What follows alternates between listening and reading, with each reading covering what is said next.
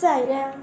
என் அன்பு செல்லமே, என்னுடைய அழகான தங்கமே, ஒவ்வொரு நேரமும் உன்னுடைய வாழ்க்கையில் நீ நினைக்கும் விஷயங்கள் நடக்கவில்லை என்ற பொழுது மிகப்பெரிய அளவில் மனவேதனை அடைகிறார்.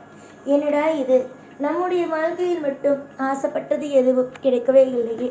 நாம் எப்போ பார்த்தாலும் அந்த சாயை நம்புகிறோம்.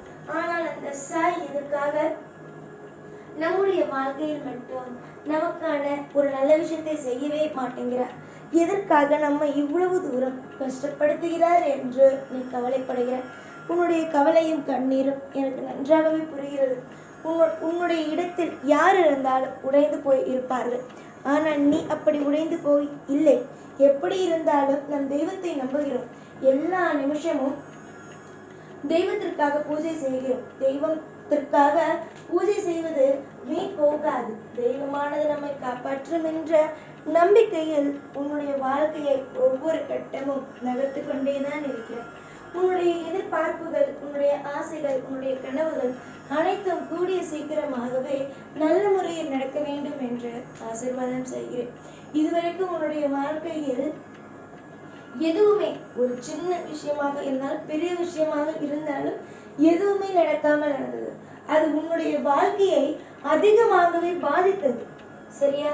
ஒரு சின்ன விஷயமோ பெரிய விஷயமோ அது எதுவுமே நீ நினைத்தது நடக்கவில்லை என்ற பொழுது அது உன்னுடைய வாழ்க்கையை அதிகமாக பாதித்து ஒவ்வொரு நிமிஷமும் எப்படிடா இந்த நாட்கள் அனைத்தையும் கடக்க போகிறோம், என்னடா செய்ய போகிறோம் நம்முடைய வாழ்க்கையில் என்று நீ கவலைப்படுவது போலவே உன்னுடைய வாழ்க்கையில் எல்லாமே உனக்கு தப்பாகவே நடந்தது.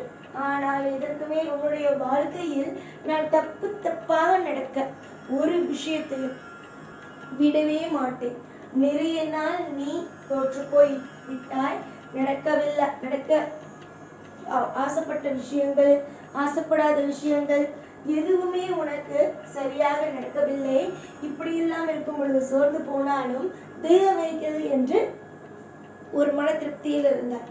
ஆனாலும் சமீபத்தில் நிறைய சந்தர்ப்பங்களில் அதுவுமே உனக்கு மன உளைச்சலானது. நம்ம இவ்வளோ நம்புறோம், இவ்வளோ விஷயம் நம்புறோம், ஆனா தெய்வம் நமக்கான உதவியை செய்யவே இல்லையே என்கின்ற மிகப்பெரிய ஒரு மன உளைச்சல் வந்தது. அம்மா, உன்னுடைய மன உளைச்சல்கள் என்ன? நீ என்னென்னலாம் நினைக்கிற, உன் வாழ்க்கையில் எப்படியெல்லாம் இருக்கணும்னு நினைக்கிற என்று ஒன்று விடாமல் சொல்லிட்டேன். அப்படி என்றால் என்ன அர்த்தம்?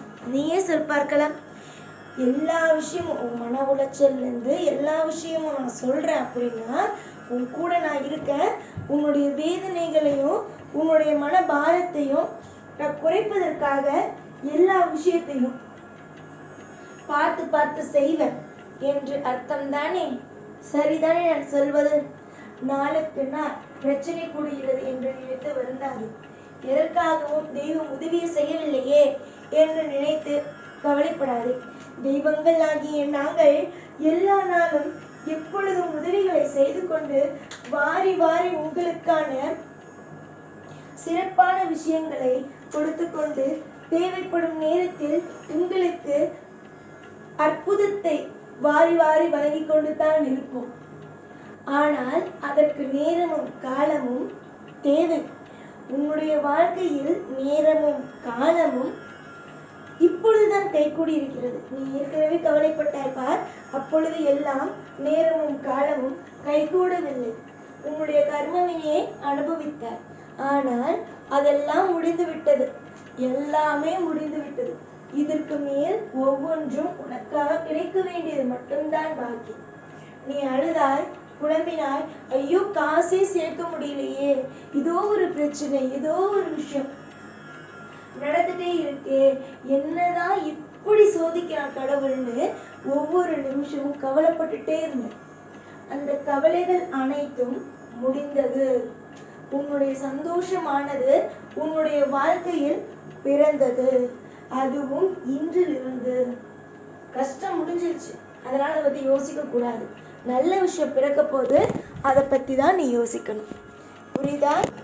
எல்லா நேரமும் நீ இப்படி நடக்குமோ, அந்த விஷயம் நடந்துருமோ, இந்த விஷயம் நடந்துருமோன்னு தேவையே இல்லாமல் குழப்பிக்கொண்டே இருந்தால் வாழ்க்கையில் முன்னேற முடியாது.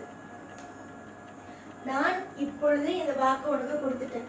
இந்த வாக்கு மட்டும்தான் உன் மனசுல இருக்கணும்.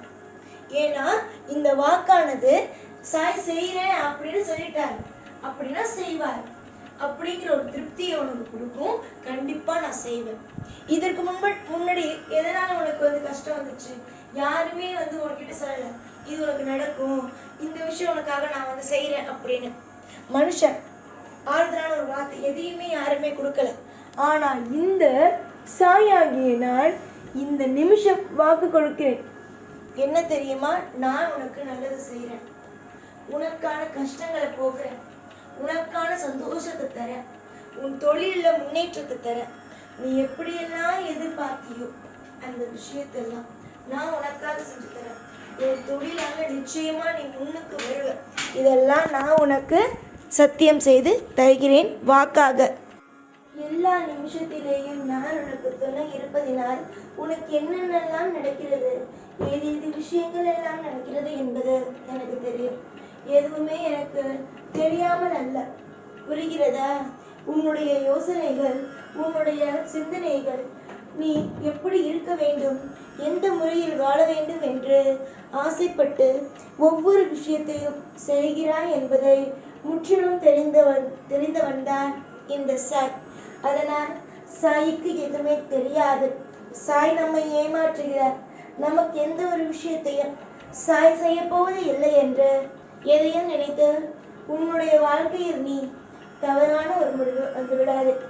நீ எந்த ஒரு நிமிஷமும், எந்த ஒரு நொடியும் நீ என்னை தேடி என்னுடைய கோவிலுக்கு உரிமையாக அன்று சொன்னீர்களே, ஏன் எனக்காக எதுவும் செய்யவில்லை, ஏன் என்னுடைய வாழ்க்கையில் எல்லாவற்றையும் இழக்க வைத்தீர்கள் என்று நீ எப்படி தைரியமாக என்னை கேட்டாயோ அதே போல நடக்கவில்லை என்றால் தாராளமாக நீ என்னிடம் ஏன் சொன்னீர்கள், ஏன் பொய்யான வாக்கு கொடுத்தீர்கள் என்று கேட்கலாம்.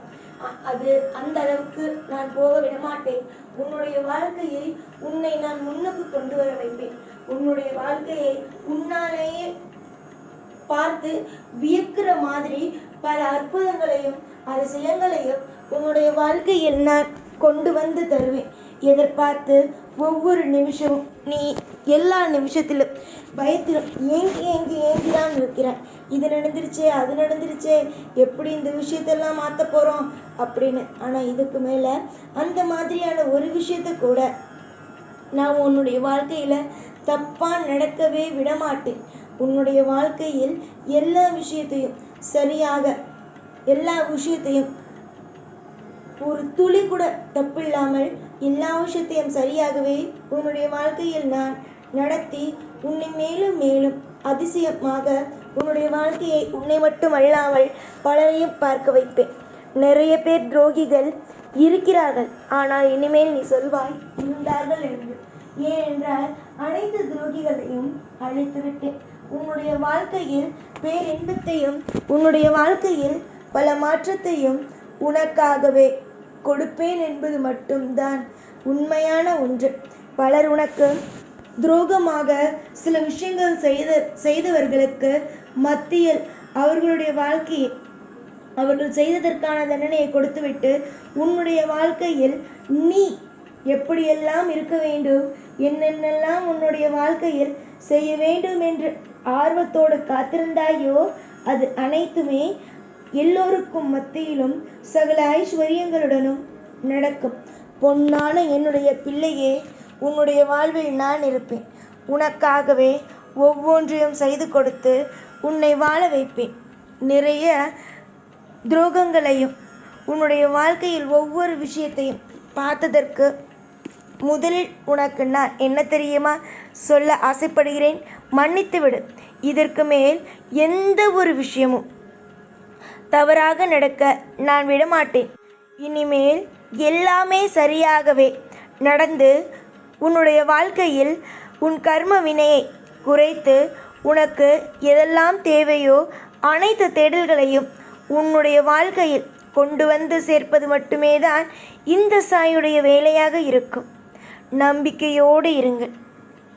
எல்லா விஷயத்திலேயும் உனக்காக நான் இருக்கிறேன். எப்பொழுதும் உன் கூடவே இருந்து ஒவ்வொரு துளியும் உன்னை வாழ வைப்பேன். இந்த சைனான். ஓம் சாய்ராம்.